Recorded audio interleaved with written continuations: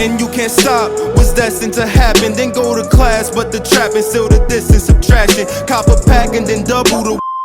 So shout out to Shy Guy, you know what I'm saying? I've reacted to his videos a couple times. I forgot. I think it was about Spider-Man. I think it was about Spider-Man if I'm not mistaken. I don't know. Anyway, bro. Anyway, going by this title, he thinks Star Wars Jedi Fallen Order was the reveal was a disappointment. You know what I'm saying? So we're about to see exactly why he thinks that, and let's go ahead and get into it.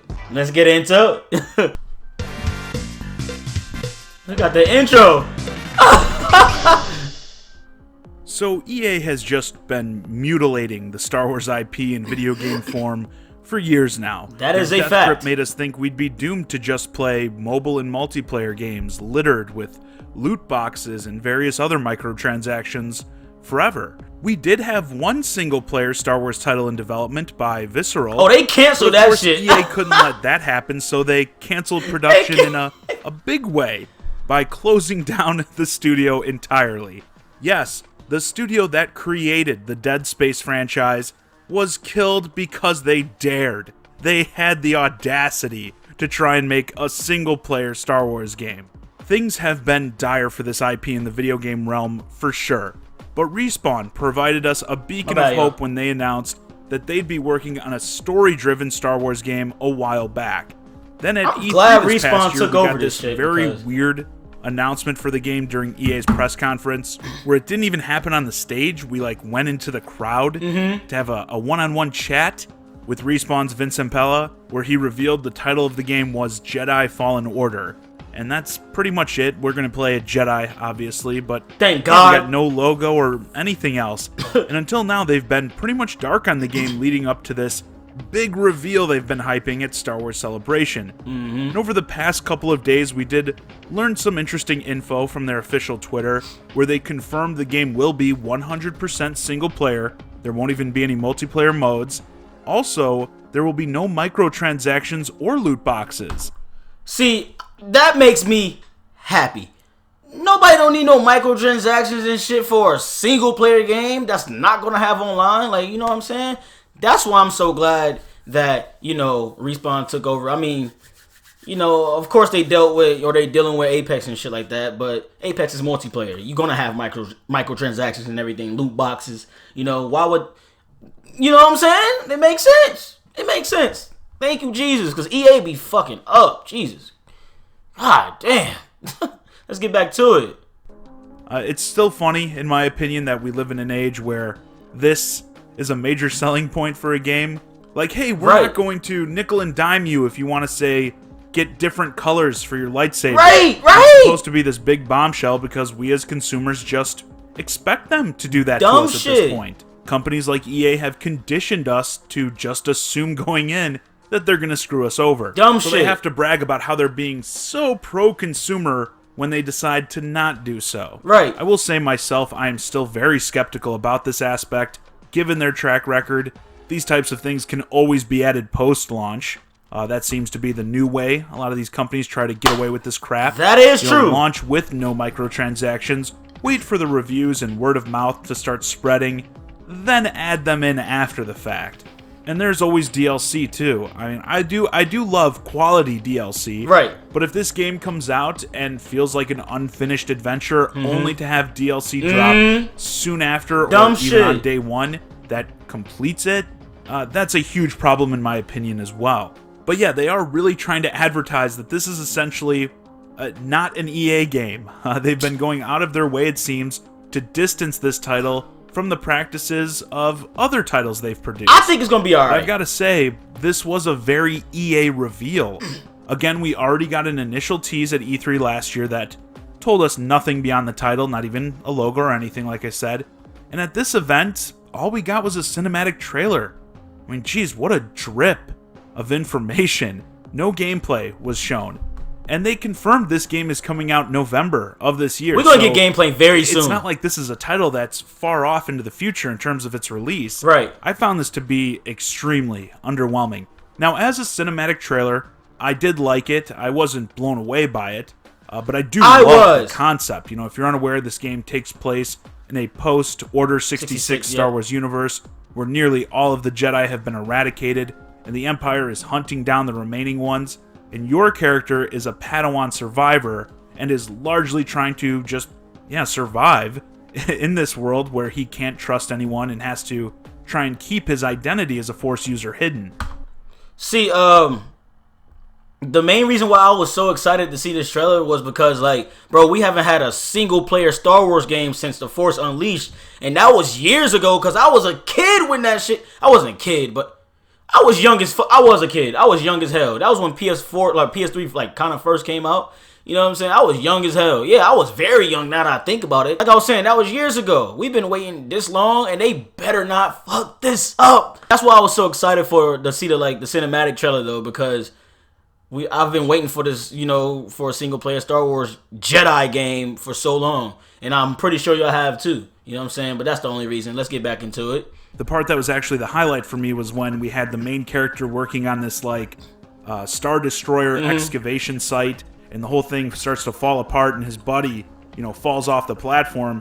And he has this little brief moment of hesitation, I want to save him, but I don't want to use my Force powers. Right. I think making moments like that, decisions the player makes in the game, could be phenomenal. I don't know if they said anything about any player choice, but they did. That would be really cool. They did. Of course, events will ensue that push him to taking on the Empire and all that good stuff. One of the sister Inquisitors is actually going to be the villain, or at least one of the villains in this game, which was probably cool to see if you watch the Star Wars Rebels TV show.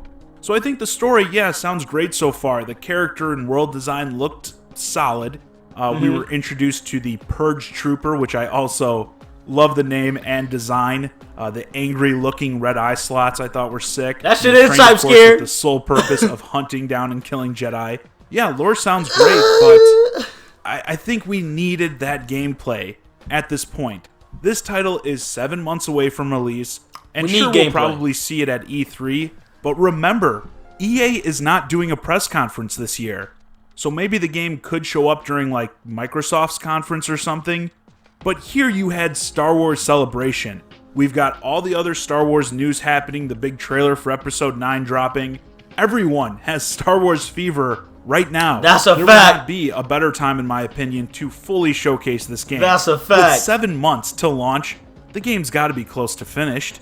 I feel like there's no reason you couldn't have polished up not just a trailer with gameplay, but even a gameplay slice to demo for people. Show off some of the moves and Force powers. Because, I want to have faith. I do. A lot of people want to say, oh, it's Respawn. Of course they're going to do great. Yeah. That's how I used to talk about BioWare. BioWare, the company that made Knights of the Old Republic. Certainly one of the best Star Wars game franchises ever made. They followed that up with the first Mass Effect trilogy, another legendary sci-fi IP that they created.